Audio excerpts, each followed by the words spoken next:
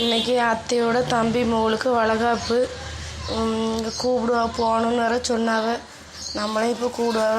நம்மளுக்கு ஒரு கல்யாணம் ஆகி 2 வருஷம் ஆகும், பிள்ளை இல்லை. எல்லோரும் நம்மளை வந்து கிண்டல் பண்ணுவாங்க. என்ன பண்ண பல்லவி, என்ன பண்ணியா? சும்மா தாங்க இருக்கேன். என்னது சும்மா இருக்கியா? இன்னைக்கு எங்கள் அம்மா சொன்னாவளே தம்பி மகளுக்கு வளைகாப்புன்னு சொல்லி போண்டாமா? அதாங்க ஒரே யோசனையாக இருக்குது. நம்மளுக்கு வேறு பிள்ளை இல்லை, கல்யாணம் ஆகி 2 வருஷம் ஆகிட்டு.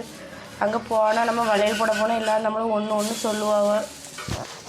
அதெல்லாம் ஒன்றும் சொல்ல மாட்டாவா. நீ கிளம்பு, எங்கள் அம்மா நம்மளை விட்டு கொடுக்க மாட்டா. அவன் இடத்துல ஒரு நல்ல ஆஸ்திரியாக போய் பார்ப்போன்னு. சரிங்க, நீங்கள் சொல்ல சரியா. சரி, நான் கிளம்பி.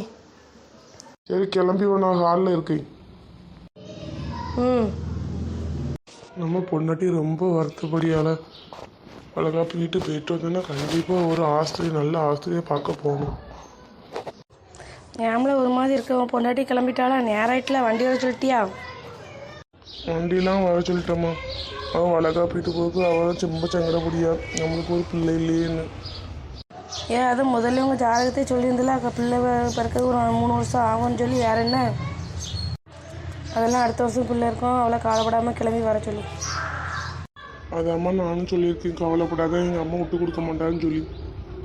வேறு நான் விட்டு கொடுத்துருவேன்னா வீட்டில் 1000 இருந்தாலும் என் மருமகளை நான் விட்டு கொடுப்பேனே. கூட்டு வா போவோம்.